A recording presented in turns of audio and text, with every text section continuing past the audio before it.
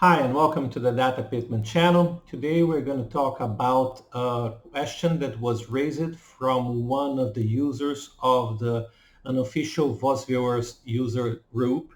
The guy had a problem because he just exported the data from Scopus, and afterwards he put all the results to Zotero, make some addition, and after editing the file, he wanted to go back to VOSviewer.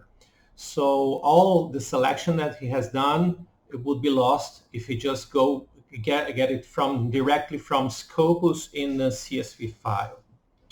Well, the best way to do this is probably to export from Zotero as a RIS file, a RIS file, or even if you are in Mendeley, you can do the same. You can also try to grab all the DOIs and put the DOIs in as a list, and then in VOSviewer ask to query this list of DOIs directly in Crossref. The problem is that not all the registers in Scopus, all the publications that are put in Scopus have a DOI. Not all of them have. And also you have the other issue that maybe when you export this from after editing a lot, maybe you have lost some information or not.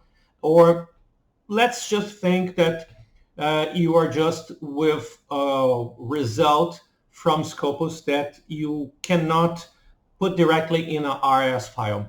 So when there's a will, there's a way. And here I just put a very small part of his sample, just not showing authors' titles and other information in order not to protect his data. But as you can see here, the link in Scopus was preserved. And in the link from Scopus, you have one information, a very important information, that is the EID number. The EID number is a number attributed by Scopus to every one of his registers. Every one of all of the information that is in Scopus have an EID. It may not have a DOI, but it has an EID. And you can search back in Scopus for the EIDs with one limitation that's important to tell. You can only obtain about 200 results with an EID query. So if your sample is too big, you have to separate them in at the maximum of 200. Well, there's an ambulance here running out. Sorry. Anyhow, hope there's no one with problems now. So let's just take these EIDs and then do the query back in Scopus so that we have, again, the CSV file from Scopus to do all our research using VOSviewer. First of all, I recommend that you install Notepad++, or if you use a Macintosh, you can try Sublime Text 3. Sublime Text is not the same thing, but for some situations, it will be quite okay to use it, and it will solve this kind of issue. We are just going to copy the links here as an example, and I'm just going to put it in Notepad here. And as you can see, when you put in Notepad, you have the Scopus ID, that is the EID. We are just going to remove this very quickly using Find and Replace. I'm sorry, it's in Portuguese, my software. I'm from Brazil. We just substitute all of it. And the ampersand, or the commercial E for some countries, you can just put here to be substituted by /T. That means a tab, okay? If we just do it like that, then we just select this, put back in the Excel file, and when we put back in, cancel here, when you put back in the Excel file, he will put in another column the information that we don't want. We just want the EIDs, and all the EIDs are here, okay? Then we go back to the text file, and now we can just prepare our query. It will be EID, just open, and we have to change this this carriage return and line feed to space or a query, a Boolean query or space. Let's substitute this.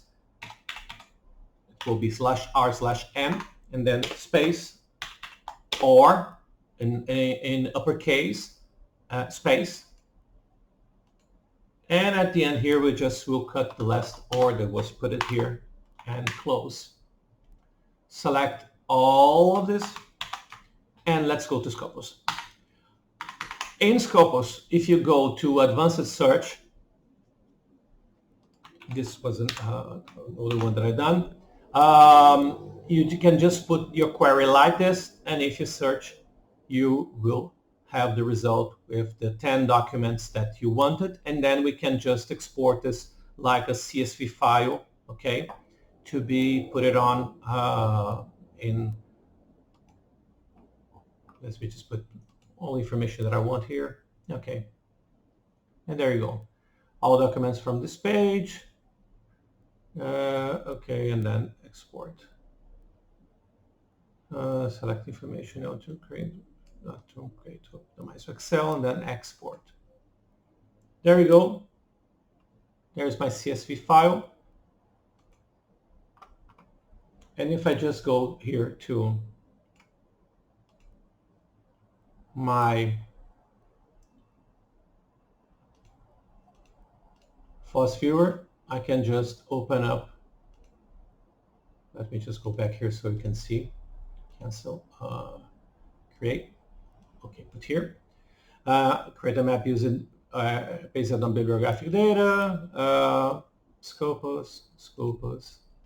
Let's open up. And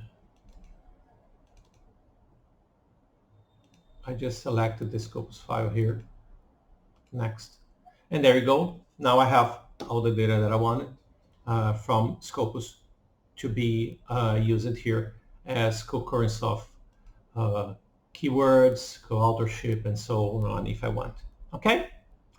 So that's all for today. I think it's maybe if you are in trouble with this, you can try to use this path, but I highly recommend that you try first to use the RS file, or maybe that you try to use the other way that I told. That will be the RS. You can read here the data as RS is a second option. And there's a third option here that you can try to use the API from Crossref. So with the list of DOIs in Crossref, we just list them and then it will grab from the cloud. Okay, and it will work fine too. So I hope you enjoyed this video. If you like, give it a thumbs up. If you have any questions, just leave it on the comments. I'll try to help you. And also, please subscribe to the channel. Send this video to others that may want. If you want to support the channel, there's options here in the comments of all the videos. Okay? Cheers, and until the next video.